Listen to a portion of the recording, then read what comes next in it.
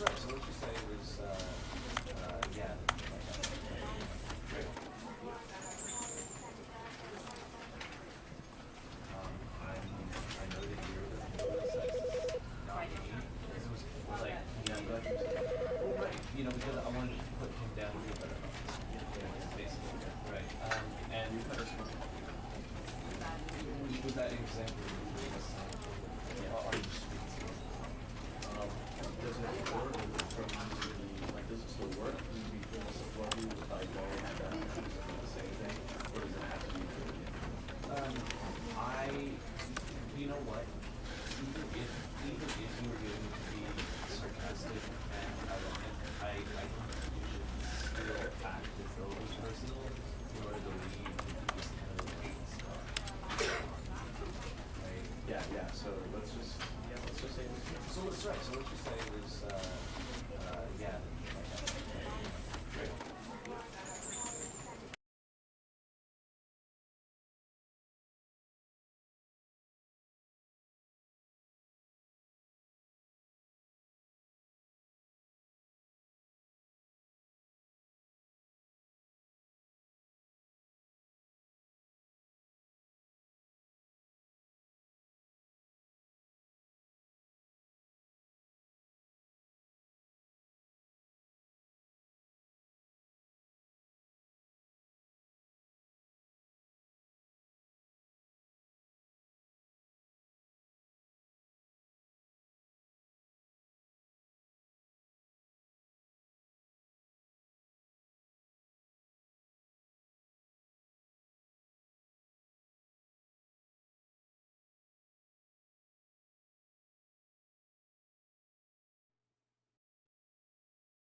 This is the story of a man named Stanley. Stanley worked for a company in a big building where he was employee number 427. Employee number 427's job was simple. He sat at his desk in room 427 and he pushed buttons on a keyboard. Orders came to him through a monitor on his desk, telling him what buttons to push, how long to push them, and in what order. This is what employee 427 did every day of every month of every year. And although others might have considered it soul-rending, Stanley relished every moment that the orders came in, as though he had been made exactly for this job. And Stanley was happy. And then one day, something very peculiar happened. Something that would forever change Stanley. Something he would never quite forget. He had been at his desk for nearly an hour when he realized that not one single order had arrived on the monitor for him to follow. No one had showed up to give him instructions, call a meeting, or even say hi. Never in all his years at the company had this happened, this complete isolation. Something was very clearly wrong. Shocked, frozen solid, Stanley found himself unable to move for the longest time. But as he came to his wits and regained his senses, he got up from his desk and stepped out of his office.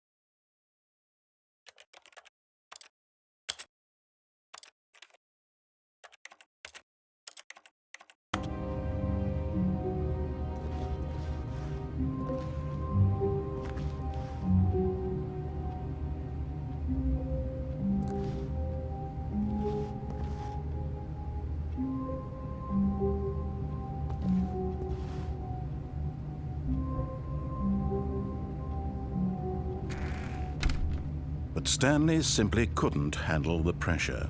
What if he had to make a decision? What if a crucial outcome fell under his responsibility? He had never been trained for that. No. This couldn't go any way except badly. The thing to do now, Stanley thought to himself, is to wait. Nothing will hurt me. Nothing will break me. In here I can be happy forever. I will be happy. Stanley waited. Hours passed, then days. Had years gone by? He no longer had the ability to tell. But the one thing he knew for sure, beyond any doubt, was that if he waited long enough, the answers would come. Eventually, someday, they would arrive. Soon, very soon now, this will end. He will be spoken to. He will be told what to do. Now it's just a little bit closer. Now it's even closer. Here it comes.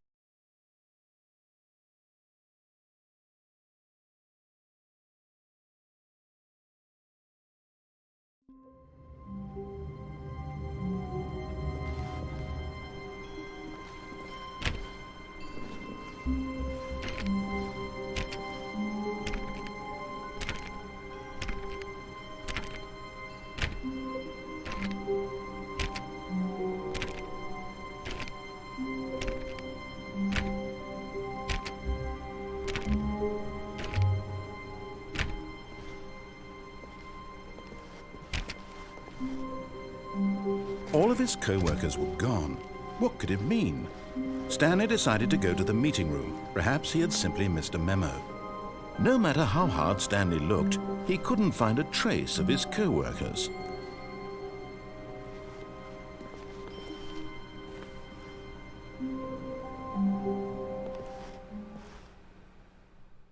At first, Stanley assumed he'd broken the map, until he heard this narration and realized it was part of the game's design all along. He then praised the game for its insightful and witty commentary into the nature of video game structure and its examination of structural narrative tropes. So, now that you're here, what do you think? Isn't this a fun and unique place to be? Why don't we take a minute just to drink it all in?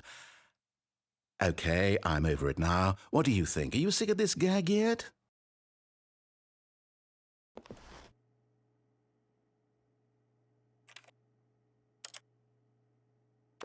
Ah, then in that case we'll continue. But now, here comes the real question. What do you think would have happened if you had told me that you wanted this to stop? Do you think it would have been particularly different? Would I have taken the same idea but rephrased it superficially to fit that answer? Perhaps you never would even have thought of it if I hadn't brought up the issue in the first place. Oh, now think about it. Will it be worth it for you to restart and then come back here just to do the other option? Clearly, this whole gag takes some time. What if the other option is even longer? How long will you spend in total just to have heard all the narration? Oh, and this is rich. Perhaps you've just played the other option, and now you've come to see what happens in this one. So, what do you think? Which choice was the better one? Imagine if you had selected Continue on your first playthrough, how tantalizing it would be not knowing what happens when you pick the other option. Indeed, you are one of the lucky ones. Though if the other option is really miserable to listen to, then perhaps you're not. In fact, I'm just going to say that no one who's listening to this is lucky. Well now, I've built up the other option so much that I'm going to stop talking and leave you to your decision whether to come back here, continue with the game, or just sit in this spot forever and ever. Cheers.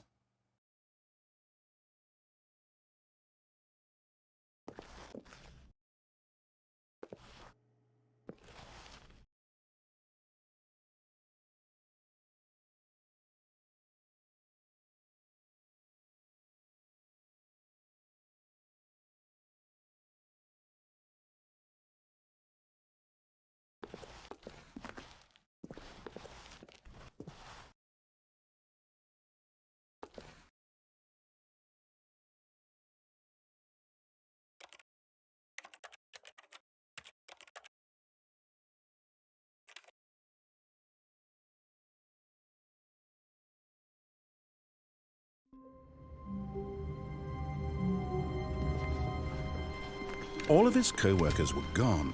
What could it mean? Stanley decided to go to the meeting room. Perhaps he had simply missed a memo. No matter how hard Stanley looked, he couldn't find a trace of his co-workers.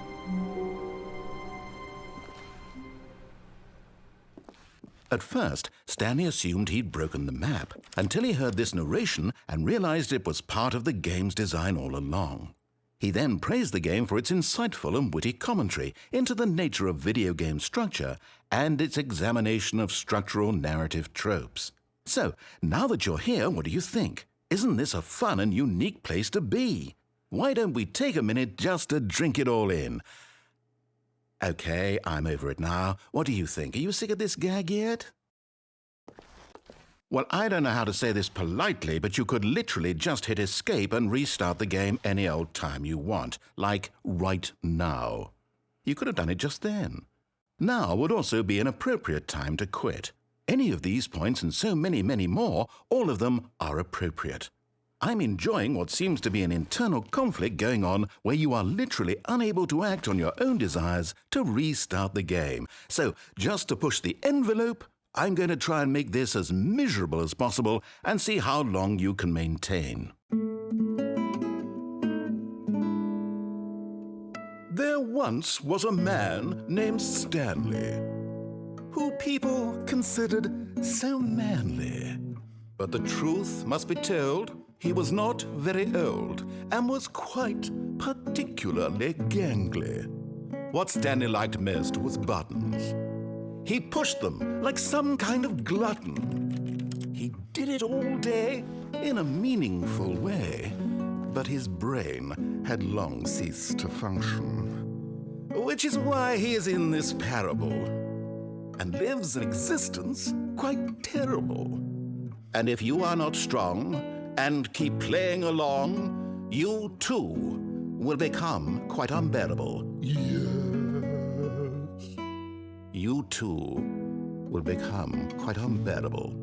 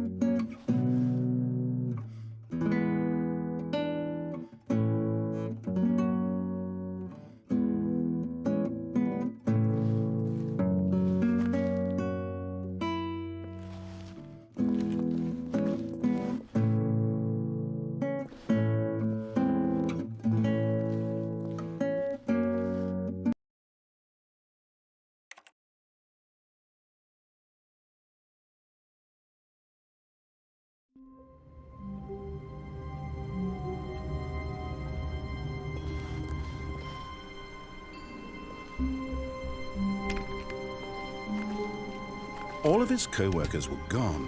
What could it mean? Stanley decided to go to the meeting room. Perhaps he had simply missed a memo.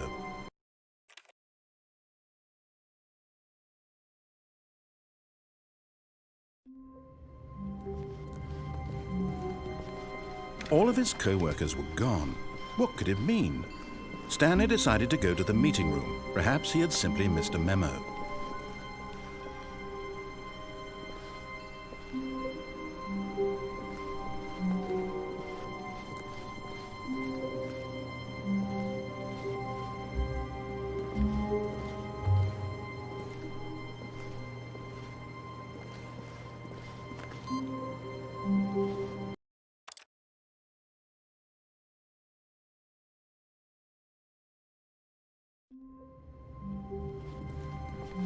All of his co-workers were gone. What could it mean? Stanley decided to go to the meeting room. Perhaps he had simply missed a memo.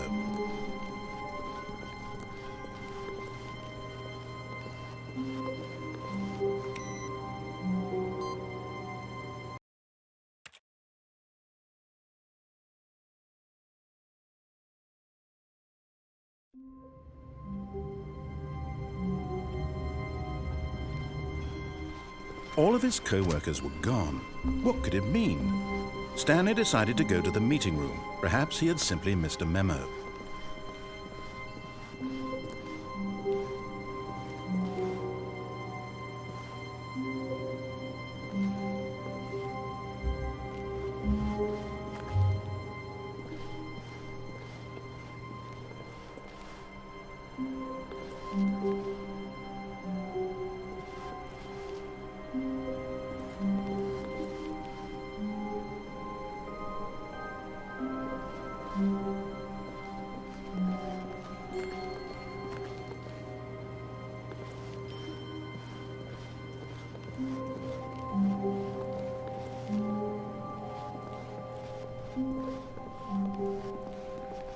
No matter how hard Stanley looked, he couldn't find a trace of his co-workers.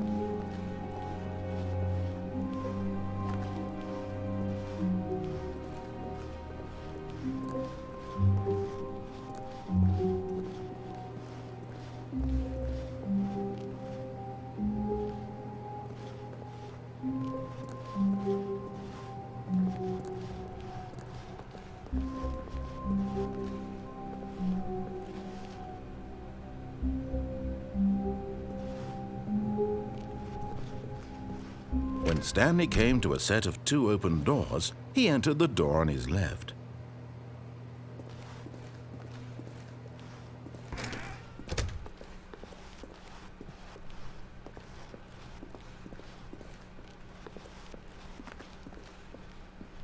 Yet there was not a single person here either. Feeling a wave of disbelief, Stanley decided to go up to his boss's office, hoping he might find an answer there.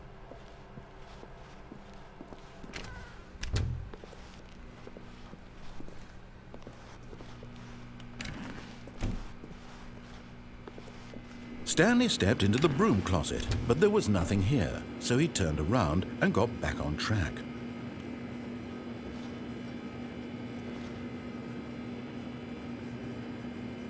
There was nothing here.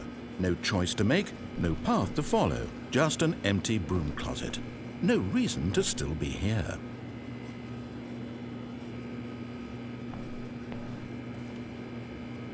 It was baffling that Stanley was still just sitting in the broom closet. He wasn't even doing anything. At least if there was something to interact with, he'd be justified in some way. As it is, he's literally just standing there doing sweet FA.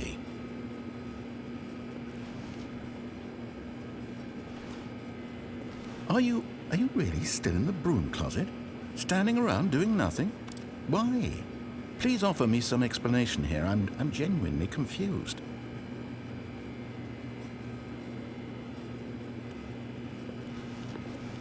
You do realize there's no choice or anything in here, right? If I'd said Stanley walked past the broom closet, at least you would have had a reason for exploring it to find out.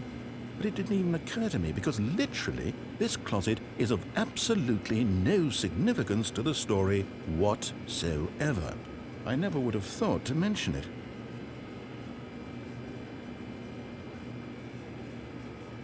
Maybe to you this is somehow its own branching path. Maybe when you go talk about this with your friend, you'll say, "Oh, did you get the broom closet ending? The broom closet ending was my favorite." I hope your friends find this concerning.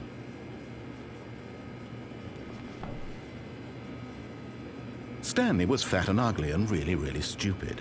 He probably only got the job because of a family connection. That's how stupid he is. That or with drug money. Also, Stanley is addicted to drugs and hookers. Well, I've come to a very definite conclusion about what's going on right now. You're dead. You got to this broom closet, explored it a bit, and were just about to leave because there's nothing here, when a physical malady of some sort shut down your central nervous system and you collapsed on the keyboard. Well, in a situation like this, the responsible thing is to alert someone nearby so as to ensure that your body is taken care of before it begins to decompose. Hello? Anyone who happens to be nearby? The person at this computer is dead. He or she has fallen prey to any number of your countless human physiological vulnerabilities. It's indicative of the long-term sustainability of your species. Please remove their corpse from the area and instruct another human to take their place at the computer, making sure they understand basic first-person video game mechanics and filling them in on the history of narrative tropes in video gaming, so that the irony and insightful commentary of this game is not lost on them. All right, when you've done that, just step out into the hallway.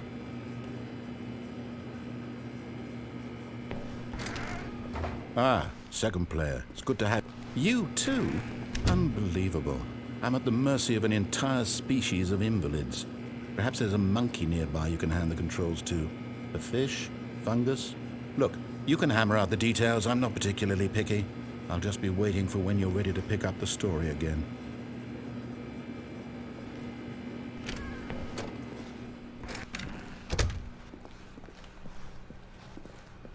Coming to a staircase, Stanley walked upstairs to his boss's office.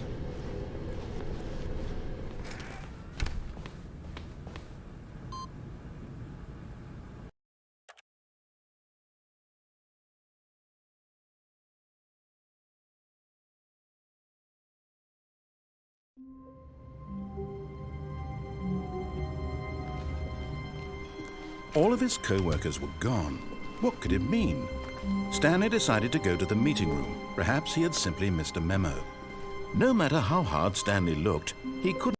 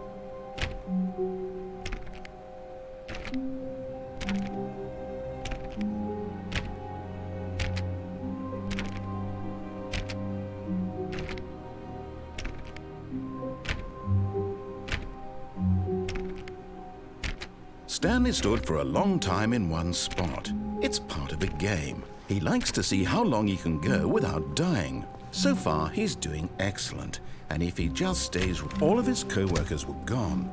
What could it mean? Stanley decided to go to the meeting room. Perhaps he had simply missed a memo.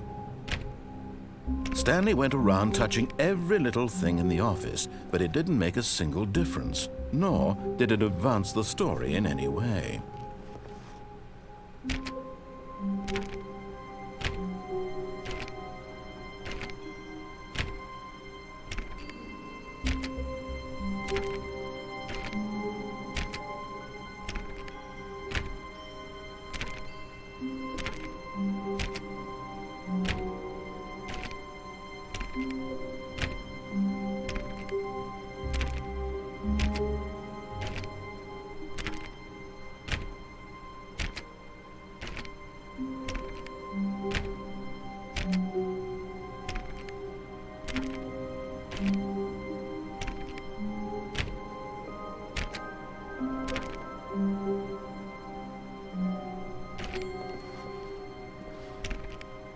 Oh, please. Are you really just doing this for the achievement? Click a door 5 times. Is that all that you think an achievement is worth? No. I can't just give these merits away for such little effort. A measly 5 clicks. Now suppose you were to click the door 20 times. I would say that's the kind of effort that warrants recognition.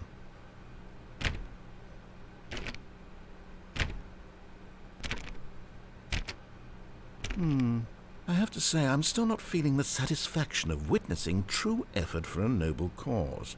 Perhaps 50 clicks will do it. Yes, almost certainly 50 clicks.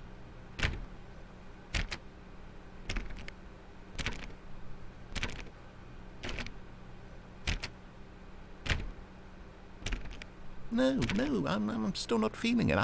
I want this achievement to have meant something. It has to be a true reward for valiant effort. I want to see some hustle, Stanley. I want to see commitment, a willingness to go all the way, no matter what the cost. Why don't you go put 20 clicks into door number 417?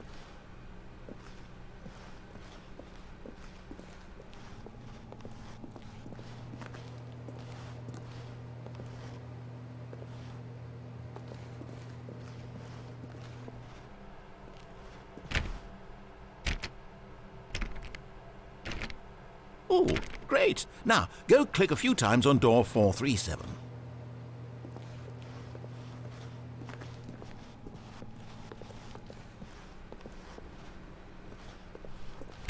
Excellent. I think we're getting somewhere. Now, door 415. Let's give it 10 clicks or so.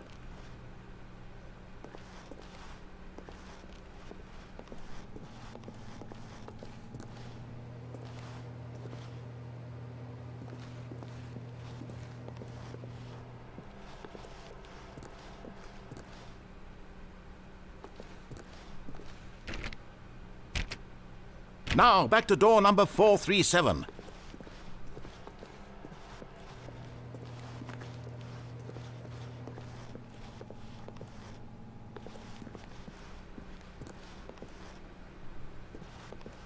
Let's see. How about you click on, well, I don't know, the copy machine? All right, back to room 417. I'm really feeling it now. I think we're getting somewhere.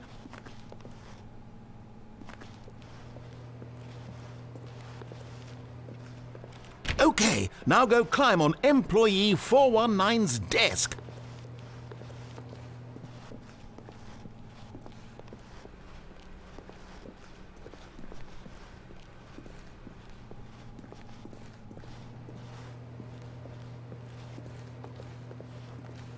Yes! This is great! You're putting it all on the line, Stanley. I like that. All right, let's keep it up. Go give me a few clicks on door 416. We've almost got it! Now the copy machine, do that one again!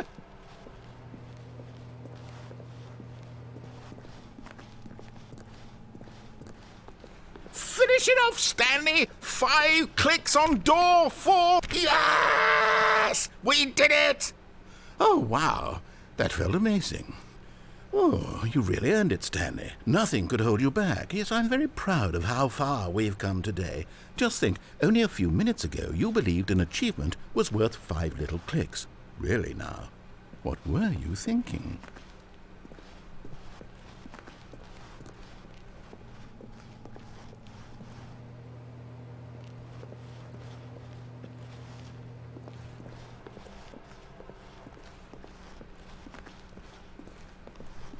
When Stanley came to a set of 2 open doors, he entered the door on his left.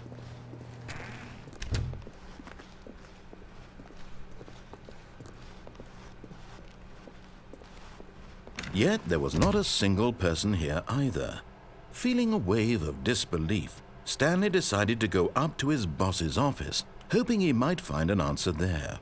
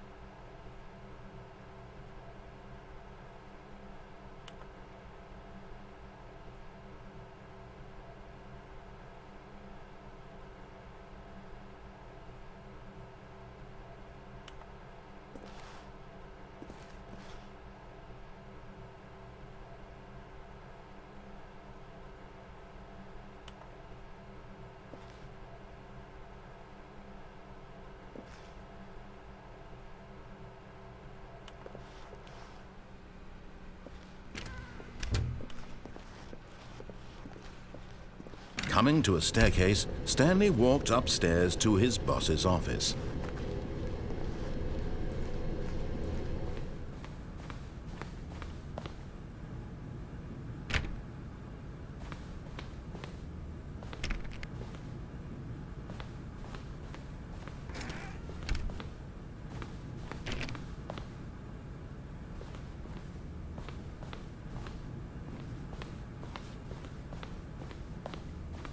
Stepping into his manager's office, Stanley was once again stunned to discover not an indication of any human life. Shocked, unraveled, Stanley wondered in disbelief who orchestrated this, what dark secret was being held from him. What he could not have known was that the keypad behind the boss's desk guarded the terrible truth that his boss had been keeping from him. And so the boss had assigned it an extra secret PIN number, 2845. But of course, Stanley couldn't possibly have known this. Yet incredibly, by simply pushing random buttons on the keypad, Stanley happened to input the correct code by sheer luck. Amazing. He stepped into the newly opened passageway.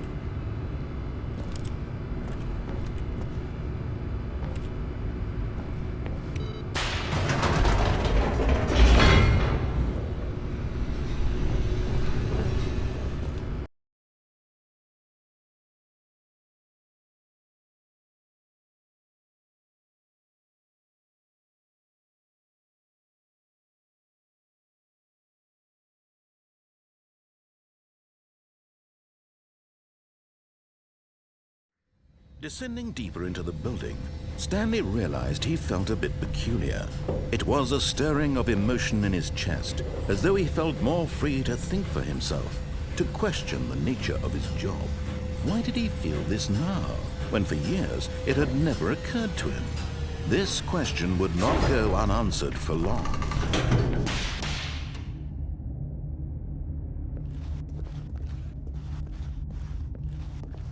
Stanley walked straight ahead through the large door that read Mind Control Facility.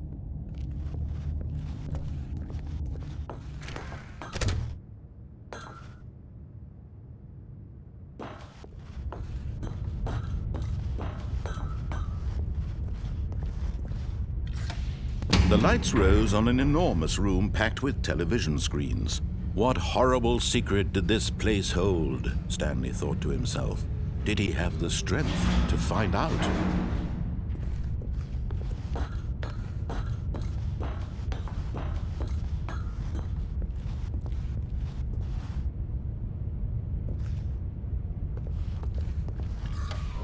Now the monitors jumped to life, their true nature revealed. Each bore the number of an employee in the building, Stanley's co-workers.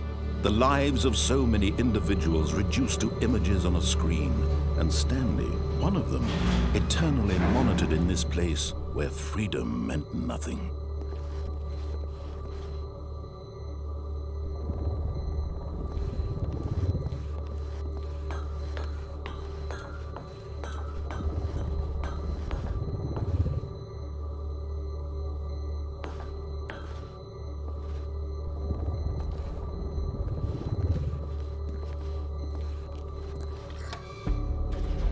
This mind control facility, it was too horrible to believe. It couldn't be true. Had Stanley really been under someone's control all this time? Was this the only reason he was happy with his boring job? That his emotions had been manipulated to accept it blindly? No, he refused to believe it. He couldn't accept it. His own life in someone else's control? Never! It was unthinkable. Wasn't it? Was it even possible? Had he truly spent his entire life utterly blind to the world? But here was the proof, the heart of the operation. Controls labeled with emotions, happy or sad, or content. Walking, eating, working, all of it monitored and commanded from this very place. And as the cold reality of his past began to sink in, Stanley decided that this machinery would never again exert its terrible power over another human life. For he would dismantle the controls once and for all.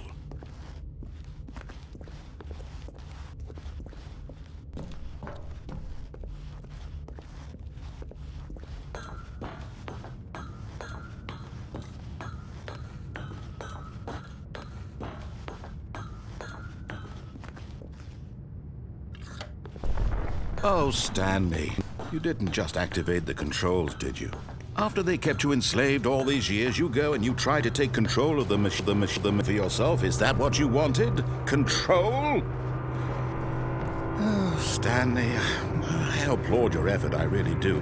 But you need to understand, there's only so much that machine can do. You were supposed to let it go, turn the controls off, and leave. If you want to throw my story off track, you're going to have to do much better than that.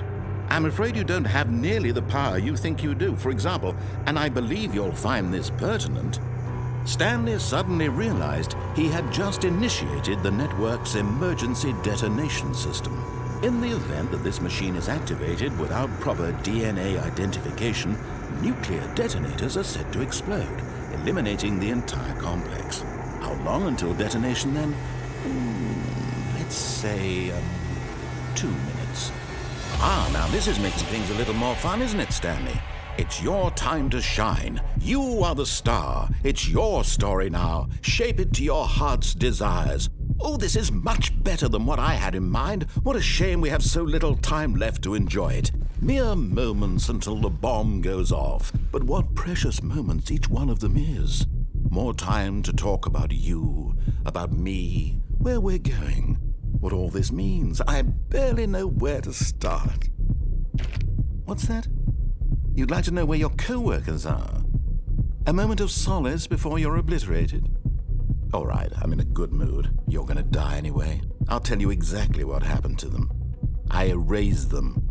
I turned off the machine. I set you free.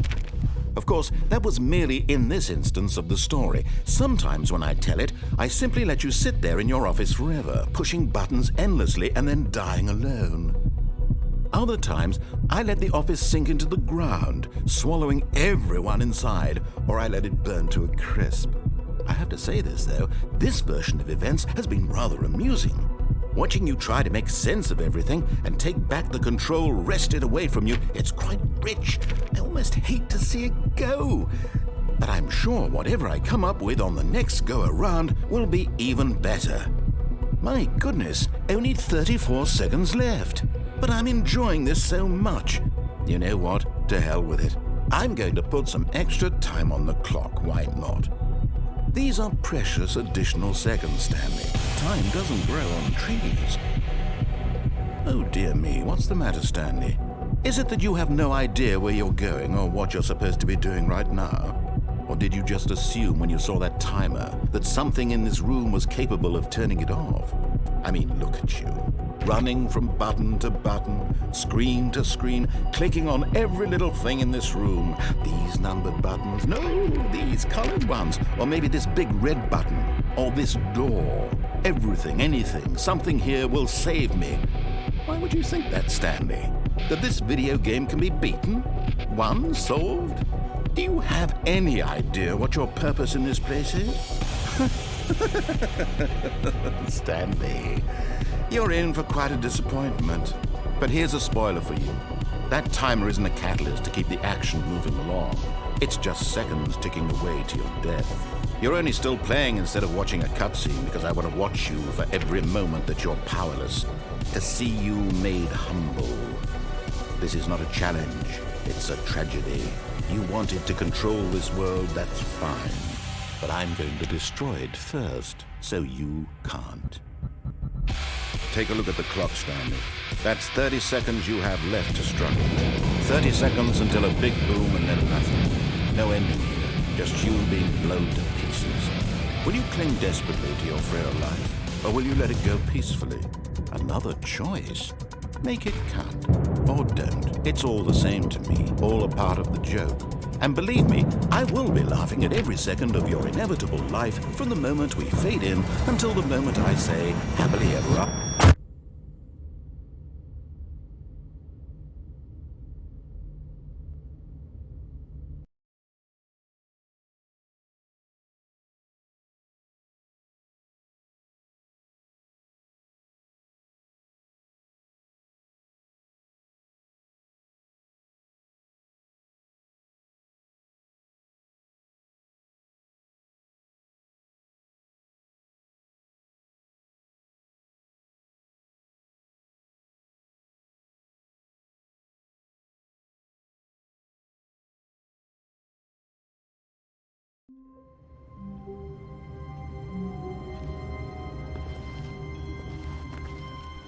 All of his co-workers were gone.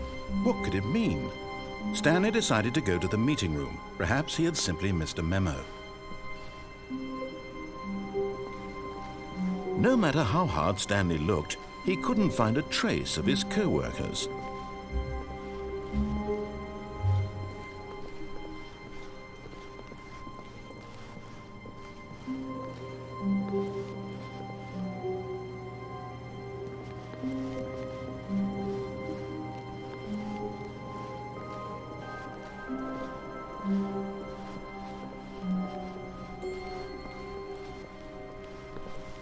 When Stanley came to a set of 2 open doors, he entered the door on his left.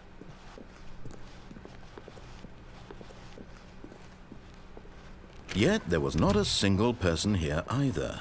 Feeling a wave of disbelief, Stanley decided to go up to his boss's office, hoping he might find an answer there. Coming to a staircase, Stanley walked upstairs to his boss's office.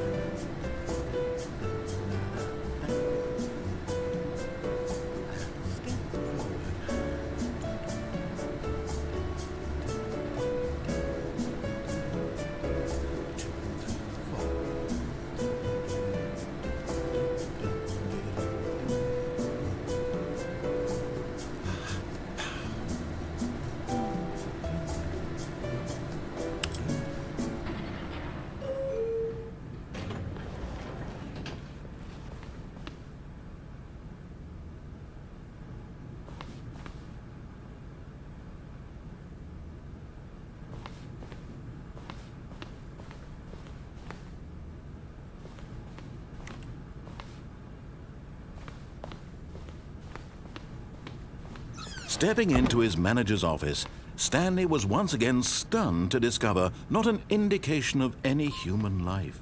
What could it mean? Stanley wondered aloud to nobody. He began wildly tearing through papers on the boss's desk, pulling books off the shelf, looking behind paintings, desperate for clues to his situation. but his attention was caught by a keypad behind the boss's desk. Stanley was in such a rush to get through the story as quickly as possible, he didn't even have a single minute to just let the narrator talk. That kind of anxiety isn't healthy, so he relaxed for a few moments with some calming New Age music.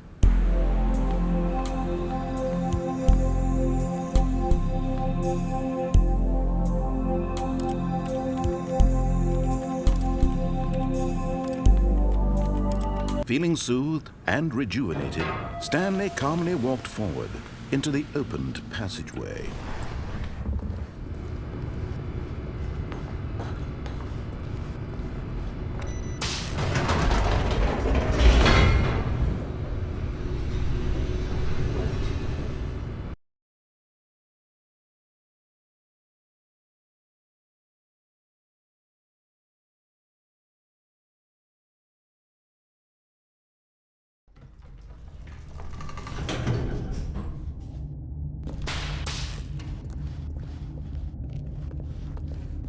Stanley walked straight ahead through the large door that read Mind Control Facility.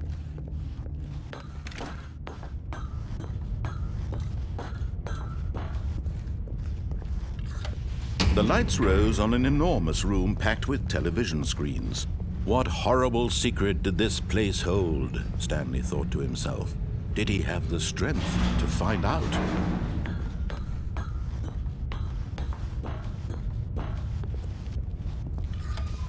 Now the monitors jumped to life, their true nature revealed. Each bore the number of an employee in the building, Stanley's co-workers. The lives of so many individuals reduced to images on a screen, and Stanley, one of them, eternally monitored in this place where freedom meant nothing.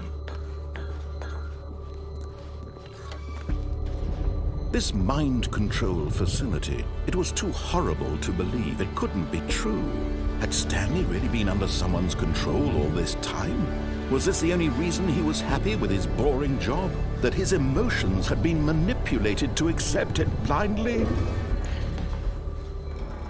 No, he refused to believe it. He couldn't accept it. His own life in someone else's control? Never!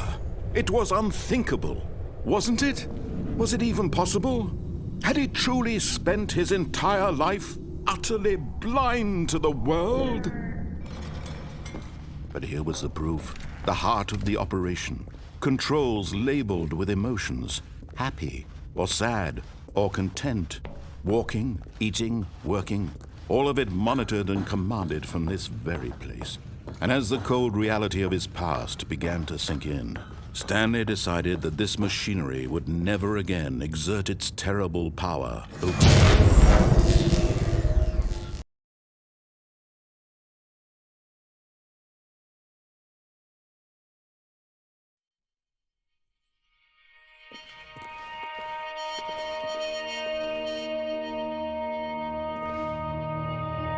Blackness and a rising chill of uncertainty. Was it over? Yes! He had won! He had defeated the machine, unshackled himself from someone else's command. Freedom was mere moments away. And yet, even as the immense door slowly opened, Stanley reflected on how many puzzles still lay unsolved. Where had his co-workers gone? How had he been freed from the machine's grasp? What other mysteries did this strange building hold? But as sunlight streamed into the chamber, he realized none of this mattered to him, for it was not knowledge or even power that he had been seeking, but happiness. Perhaps his goal had not been to understand, but to let go.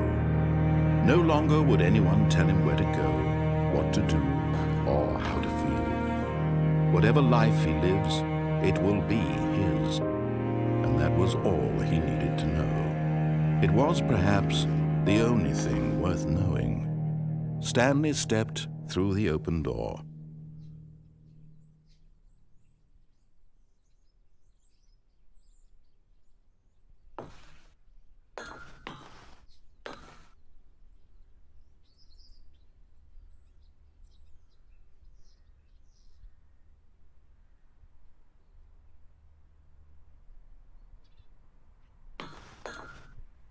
Stanley felt the cool breeze upon his skin, the feeling of liberation, the immense possibility of the new path before him. This was exactly the way, right now, that things were meant to happen. And Stanley was happy.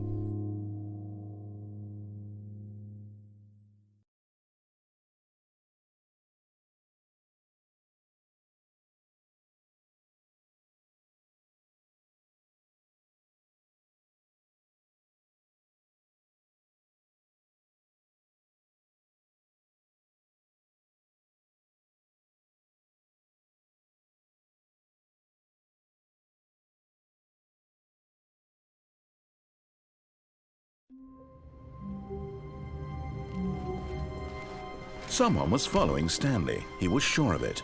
If he checked over his shoulder now, he would surely catch them. It was only a matter of time.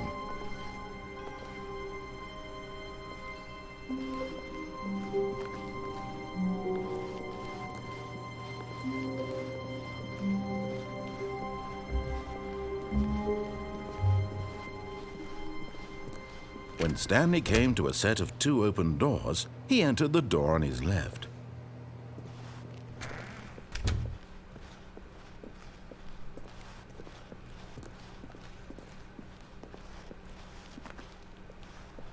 Yet there was not a single person here either. Feeling a wave of disbelief, Stanley decided to go up to his boss's office. Coming to a staircase, Stanley walked upstairs to his boss's office.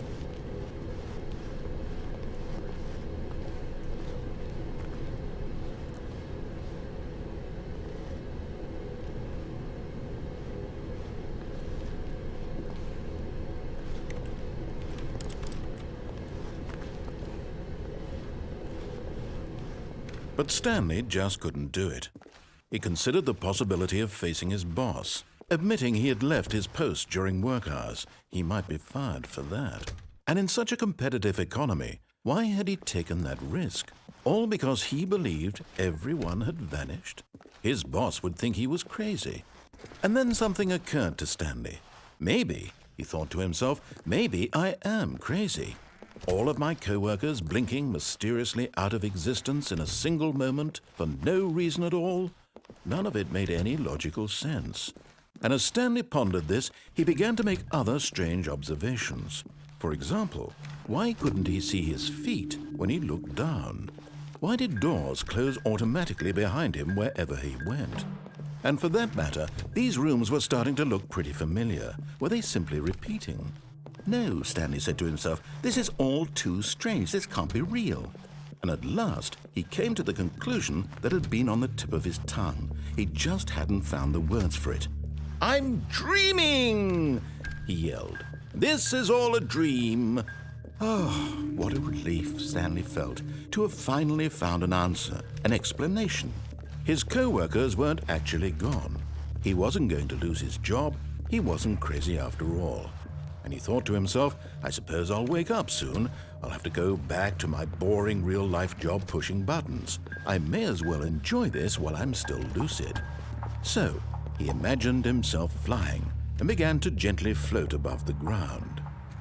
Then he imagined himself soaring through space on a magical starfield, and it too appeared. It was so much fun, and Stanley marveled that he had still not woken up. How was he remaining so lucid? And then perhaps the strangest question of them all entered Stanley's head. One he was amazed he hadn't asked himself sooner. Why is there a voice in my head dictating everything that I'm doing and thinking? Now the voice was describing itself being considered by Stanley, who found it particularly strange. I'm dreaming about a voice describing me, thinking about how it's describing my thoughts, he thought. And while he thought it all very odd and wondered if this voice spoke to all people in their dreams, the truth was that, of course, this was not a dream. How could it be? Was Stanley simply deceiving himself, believing that if he's asleep, he doesn't have to take responsibility for himself? Stanley is as awake right now as he's ever been in his life. Now, hearing the voice speak these words was quite a shock to Stanley. After all, he knew for certain, beyond a doubt, that this was in fact a dream. Did the voice not see him float and make the magical stars just a moment ago? How else would the voice explain all that? This voice was a part of himself too. Surely, if he could just... He would prove it. He would prove that he was in control, that this was a dream. So he closed his eyes gently, and he invited himself to wake up. He felt the cool weight of the blanket on his skin, the press of the mattress on his back, the fresh air of a world outside this one. Let me wake up, he thought to himself. I'm through with this dream. I wish it to be over. Let me go back to my job. Let me continue pushing the buttons. Please, it's all I want. I want my apartment, and my wife, and my job. All I want is my life exactly the way it's always been. My life is normal. I am normal. Everything will be fine. I am okay.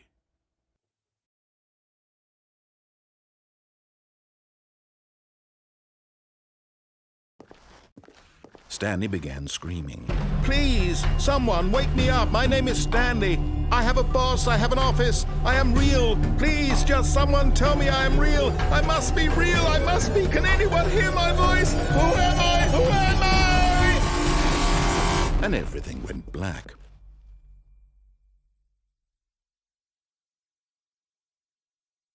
This is the story of a woman named Mariella. Mariella woke up on a day like any other. She arose, got dressed, gathered her belongings, and walked to her place of work. But on this particular day, her walk was interrupted by the body of a man who had stumbled through town talking and screaming to himself, and then collapsed dead on the sidewalk. And although she would soon turn to go call for an ambulance, for just a few brief moments, she considered the strange man. He was obviously crazy. This much she knew. Everyone knows what crazy people look like. And in that moment, she thought to herself how lucky she was to be normal. I am sane. I am in control of my mind.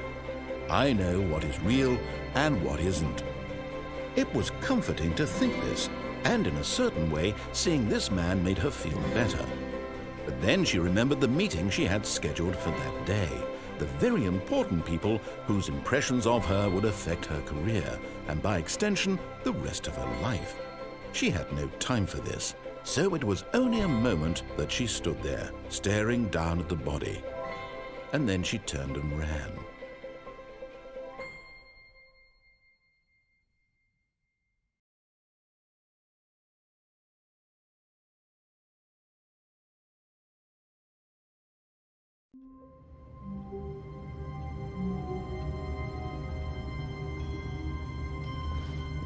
All of his co-workers were gone. What could it mean? Stanley decided to go to the meeting room. Perhaps he had simply missed a memo.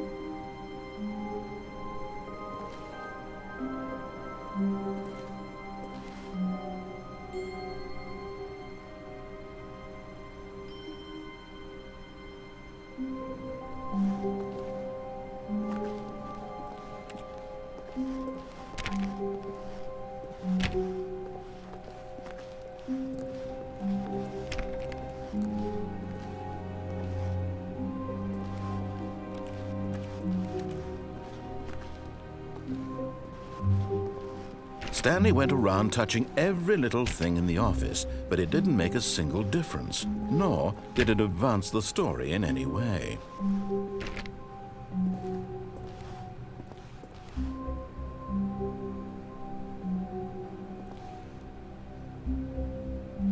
When Stanley came to a set of 2 open doors, this was not the correct way to the meeting room, and Stanley knew it perfectly well. Perhaps he wanted to stop by the employee lounge first, just to admire it.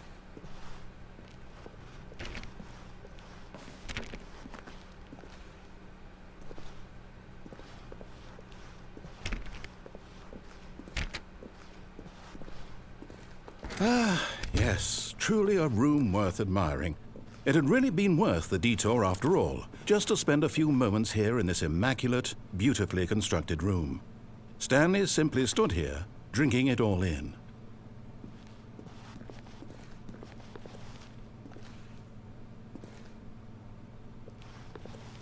Yes, really, really worth it being here in the room.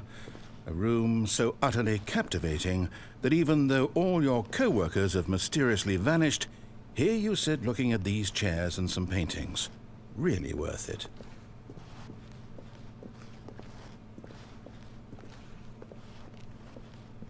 At this point, but eager to get back to business, Stanley took the first open door on his left.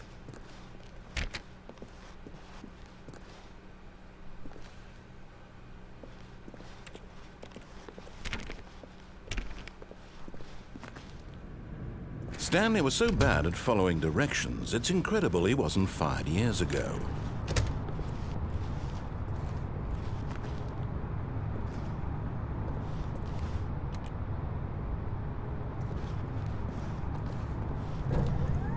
Look, Stanley, I think perhaps we've gotten off on the wrong foot here.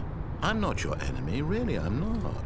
I realize that investing your trust in someone else can be difficult, but the fact is, but in his eagerness to prove that he is in control of the story and no one gets to tell him what to do, Stanley leapt from the platform and plunged to his death. Good job, Stanley. Everyone thinks you are very powerful.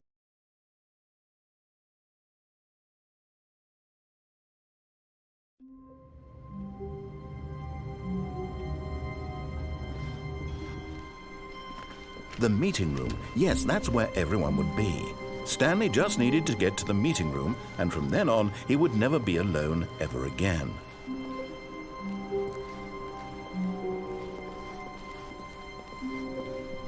When Stanley came to a set of 2 open doors, this was not the correct way to the meeting room, and Stanley knew it perfectly well. Perhaps he wanted to stop by the employee lounge first, just to admire it. Wow, yes, this room. But eager to get back to business, Stanley took the first open door on his left. Stanley was so bad at following directions, it's incredible he wasn't fired years ago.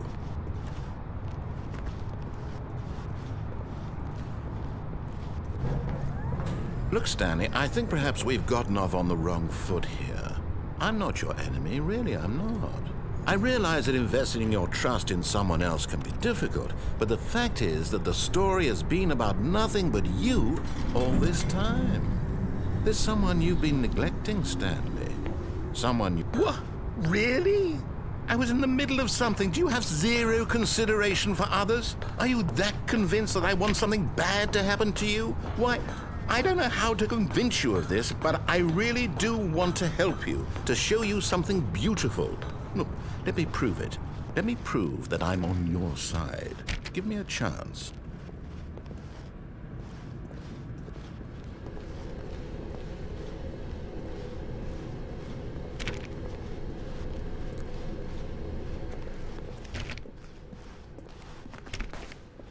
Now listen carefully, this is important.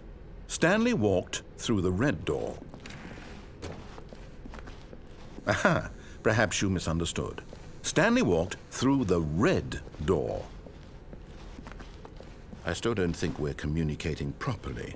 Stanley walked... All right, fine, go ahead, Stanley. You want to know so badly what's out there? You want to find out what lies at the end of this road you've chosen? Well, don't let me stop you. You see, there's nothing here. I haven't even finished building this section of the map, because you were never supposed to be here in the first place. Broken rooms, exposed developer textures. Is this what you had wanted? Was it worth ruining the entire story I had written out specifically for you? Do you not think I put a lot of time into that? Because I did. And in the end, it was all for nothing, because this is what you wanted to see. Help me here, Stanley. Help elucidate these strange and unknowable desires of yours. What would have made this game better? What did you want to see? Vehicles? Skill trees? Work with me. You've given me absolutely nothing so far. Tell you what, let me take a stab in the dark at a new design and you can give me some feedback.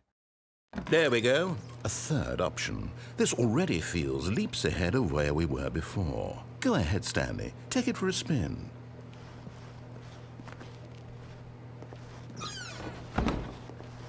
Okay, I'm going to stop you there. Now, tell me about your experience with this new version. Would you say that the game benefited from allowing you more choices? Feel free to be honest. I'm looking for some real critical feedback here. Aha! You see, I knew I was onto something. Where do these flashes of inspiration come from? How did I know the game needed a third door? Well, it's instinct mostly, a calling in your gut. I really couldn't say where the idea came from, except that I felt it in my soul. You can't teach that, Stanley. Don't even try.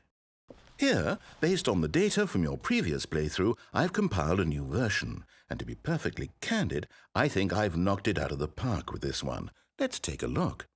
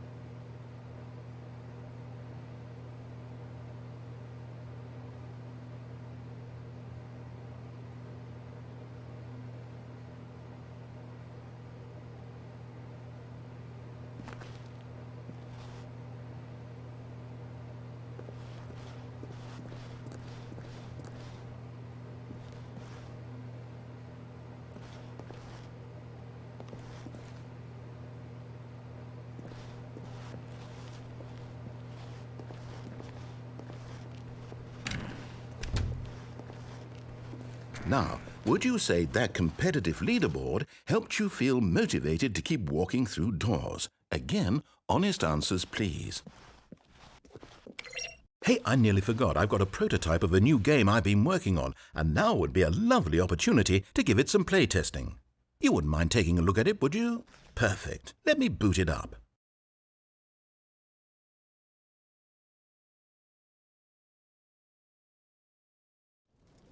In this game, the baby crawls left towards danger. You click the button to move him back to the right, and if he reaches the fire, you fail. It's a very meaningful game, all about the desperation and tedium of endlessly confronting the demands of family life. I think the art world will really take notice. But of course, the message of the game only becomes clear once you've been playing it for about 4 hours. So why don't you give it 4 hours of play to make sure it's effective? Be sure to keep notes on your experience.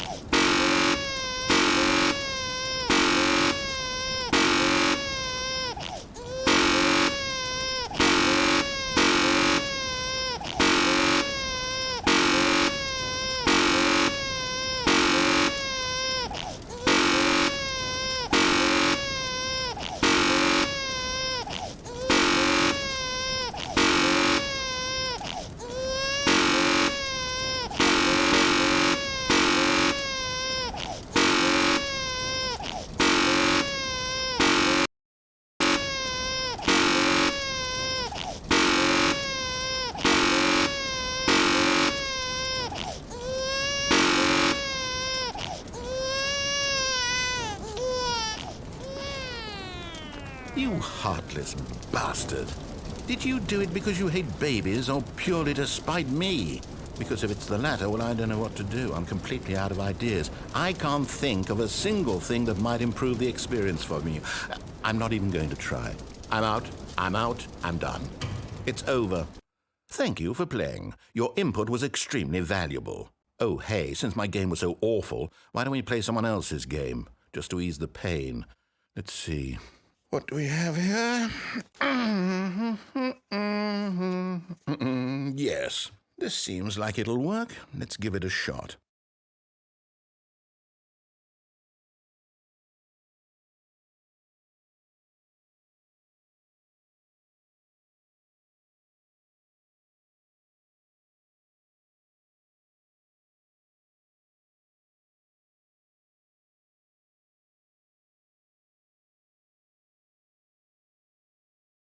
Well, Stanley, is this any better? At last, the one thing you've always desired. A game I had absolutely nothing to do with. But is it enough? Tell me that, Stanley. Will it ever be enough? Well, I'll say this. I'm done making things for you. From now on, I will only create to fulfill a greater artistic purpose. Watch this, Stanley. I'm going to build a house.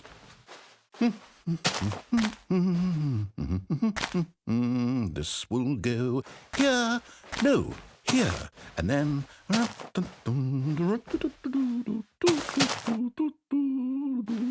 Let's see, what does it need? Yes, of course, and just to finish it all off, yes, it's complete.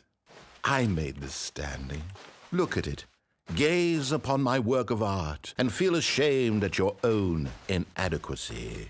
But you've only seen it from the outside. You've only gotten half the experience. Please, step inside and make yourself comfortable. Isn't it grand? Isn't it perfect? It could only be better if...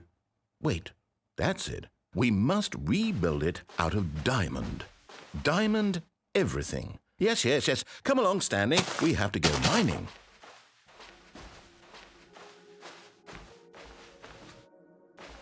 Oh my, it looks like it's going to get a bit dark. Have you brought a light?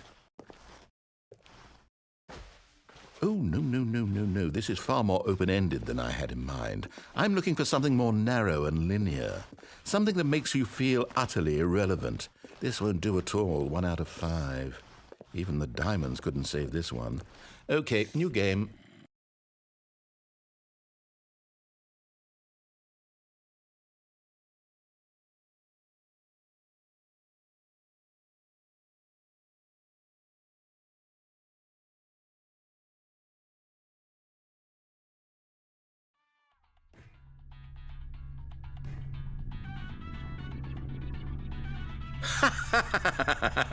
Yes! I don't even know what this game is, but I love it. You, trapped in a glass box with no way out, listening to me talk. Oh, it's inspired. I couldn't have done it any better myself. What is this game even supposed to be? I can't figure it out. Okay, now I'm curious. Let's go find out what the hell this is.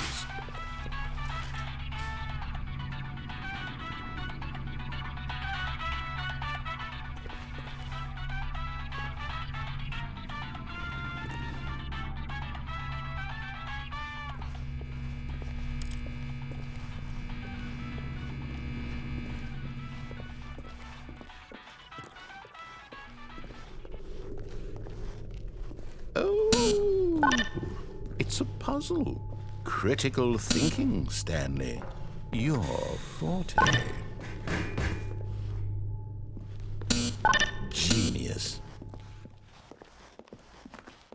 No, actually, you know what? I think that's plenty. I really don't care much to see you stumble through any more of these games, and I highly doubt you're any wiser for the experience. Which is why, rather than continue to waste my time, I'm just going to leave you here. You can pretend you've beaten the game if it makes it any richer for you, but as for me, I've had enough.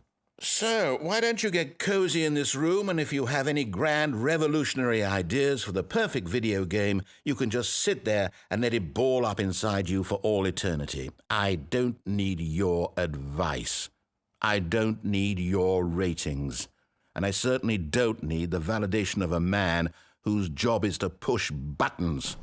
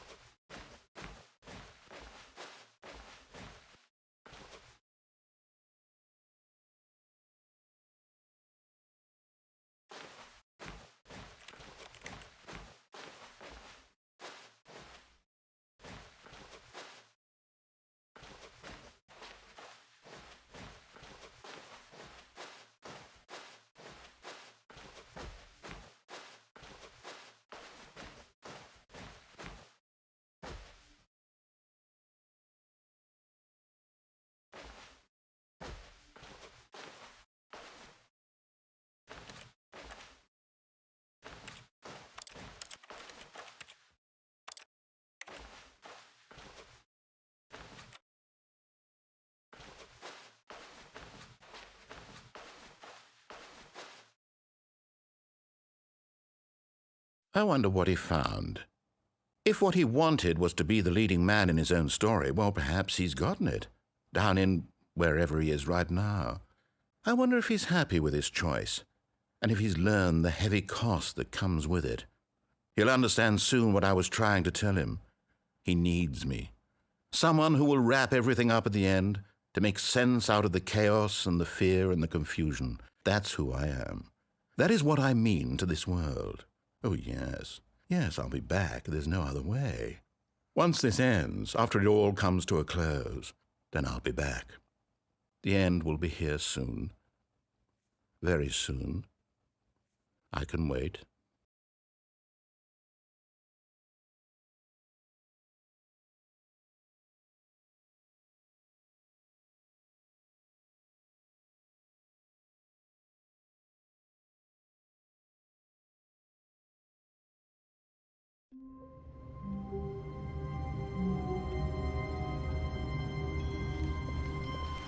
All of his co-workers were gone. What could it mean? Stanley decided to go to the meeting room. Perhaps he had simply missed a memo.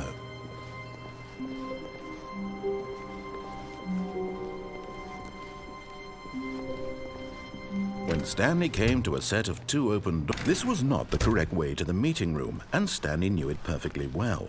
Perhaps he wanted to stop by the employee lounge first, just to admire it. The lounge was sublime, a work of art.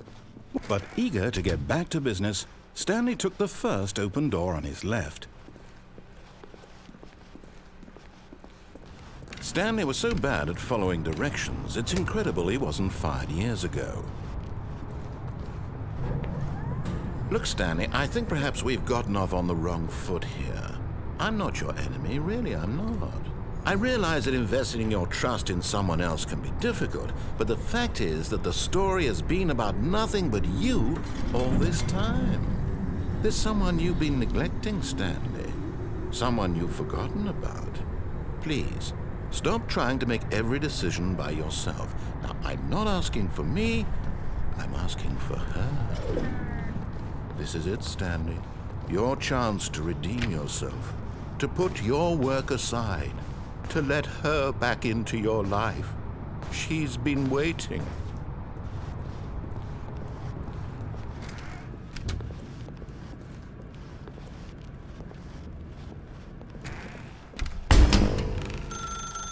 That's her, Stanley. You need to be the one to do this, to reach out to her. Oh, no, you can't.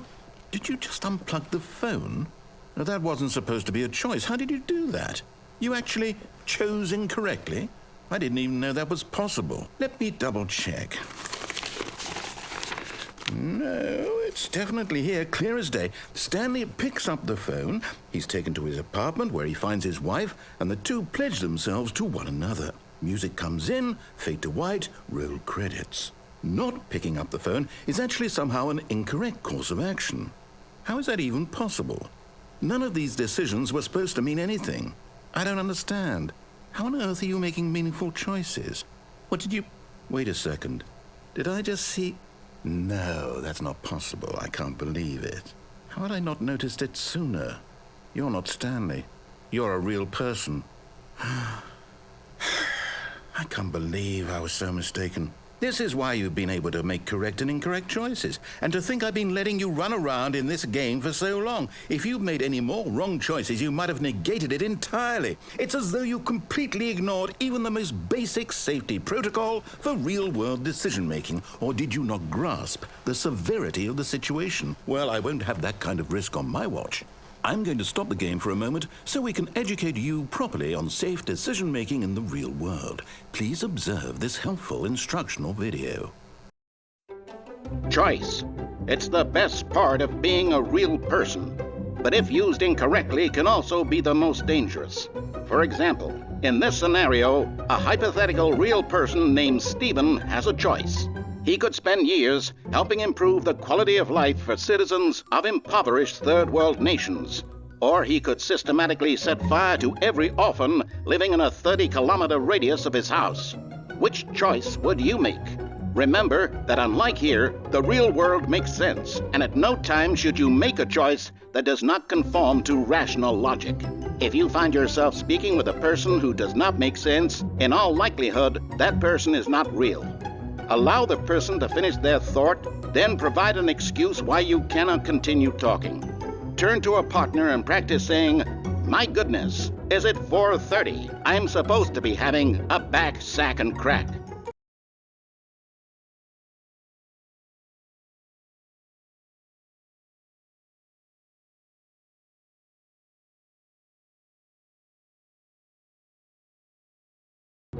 Excellent. Making choices on a regular basis is the best part to a healthy decision-making process. Most medical professionals recommend making at least 8 choices per day. Do you make more than 8? Less? And finally, if you begin to wonder if your choices are actually meaningful and whether you'll ever make a significant contribution to the world, just remember that in the vast infiniteness of space, your thoughts and problems are materially insignificant, and the feeling should subside. At this time, your instructor will guide you in an exercise to test and reinforce the material covered in this video. Welcome back. You may have noticed that this room has begun to deteriorate as a result of narrative contradiction. But not to worry. Now that you're properly informed on good decision-making, we're going to revisit a choice you made just a few minutes ago and see what the correct thing to do would have been. This way, please.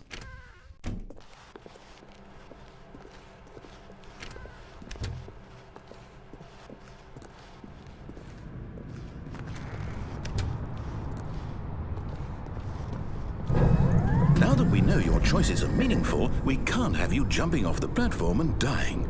Imagine the main character dying senselessly halfway through the story. That story would make no sense at all. We just need to get you home as soon as possible before the narrative contradiction gets any worse. Unfortunately, it seems this place is not well equipped to deal with reality.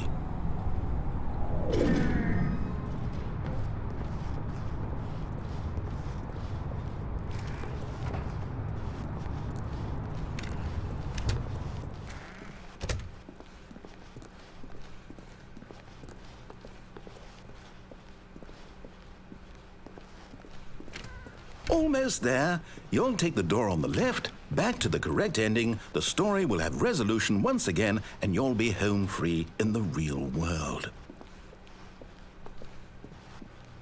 Now remember, all you need to do is behave exactly as Stanley would. That means choosing responsibly and always putting the story first. I'm quite sure you'll be up to the task. Just follow my lead and you'll be fine. All right. When Stanley came to a set of 2 open doors, he entered the door on his left.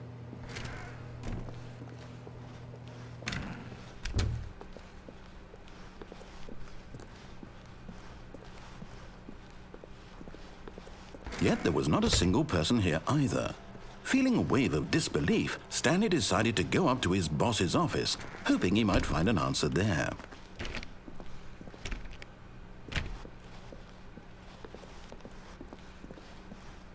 Coming to a staircase, Stanley walked upstairs to his boss's office.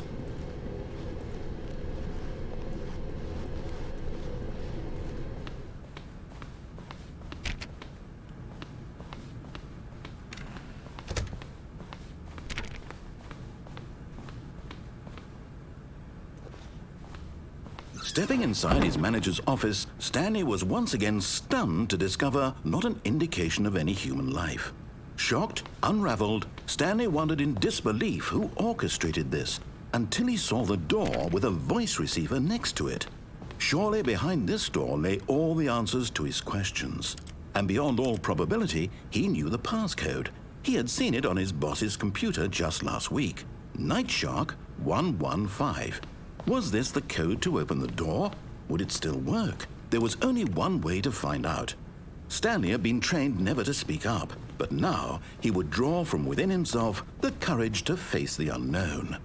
He drew a sharp breath and then spoke the code.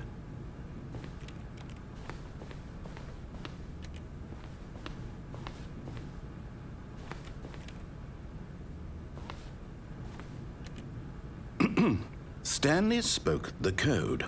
Night Shark 115. He spoke it into the receiver, right there on the wall.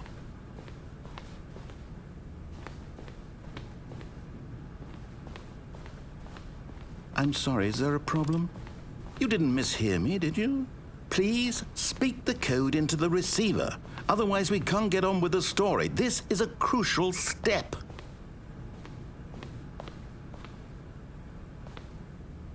Okay, fine, you're not going to do it, but you know what? It's pretty humiliating to bring you this far, only for you to suddenly decide you have better things to do. I asked you for this one single thing, for your respect. The kind of respect Stanley shows for his choices. He knows what it means to take a story seriously. If you didn't want to see what I had to show you, then why did you come here? You had a choice, you know. You could have gone through the door on the right. You could have done whatever the hell you wanted over there. Why did you come this way? Speak. Say something to me. Explain yourself, you coward. Behave exactly as Stanley would. That means choosing responsibly and always putting the story first. I'm quite sure you'll be up to the task. Just follow my lead and you'll be fine. All right. When Stanley came to a set of 2 open doors, he entered the door on his left. No! Why did you do that? Quickly, hurry back in the other direction. Perhaps we're not too late.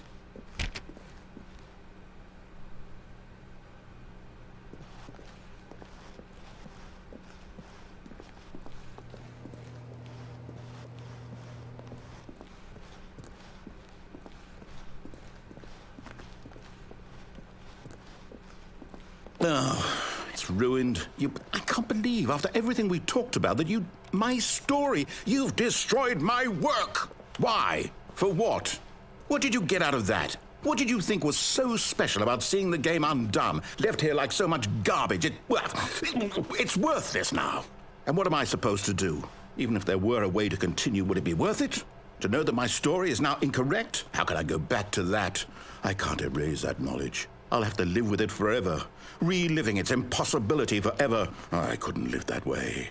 Is it better to shut the game down entirely? To willingly destroy all of my work? I don't know. What's the answer? What do I do? What do I do? What do I... No, I have to. I have to shut the game down. I have to. I have to.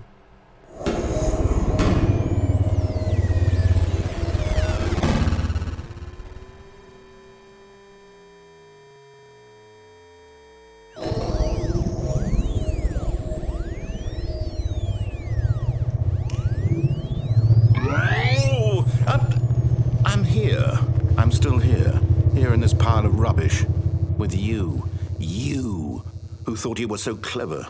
Now look where we are. My entire game is destroyed.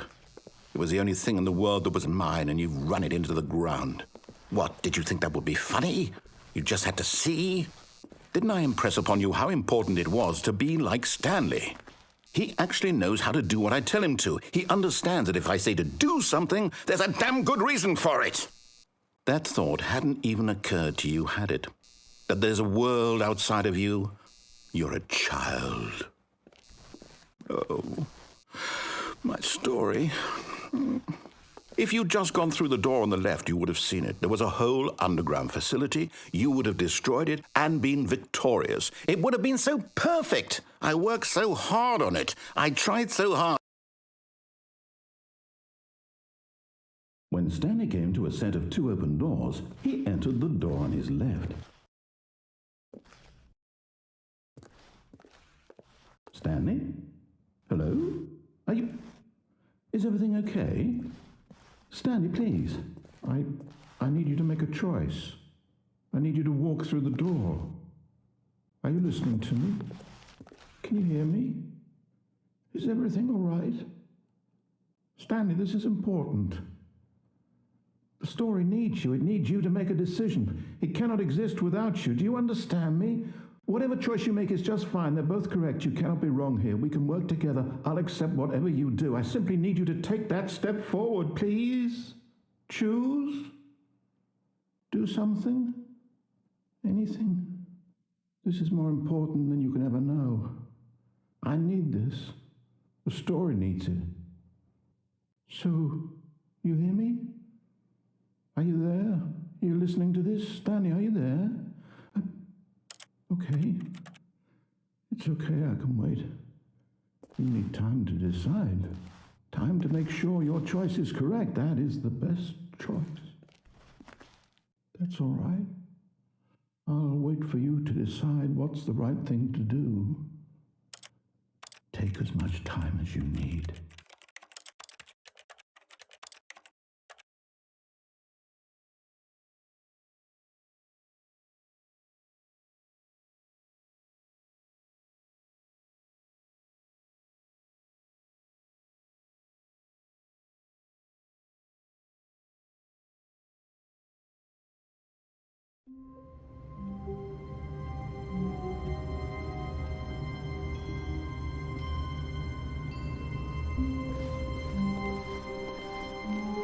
A soft wind blew outside and perhaps rain started, and if it did, it stopped shortly after.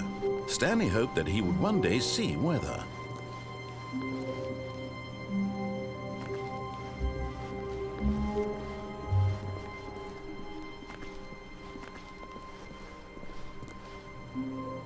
When Stanley came to a set of 2 open doors, he entered the door on his left.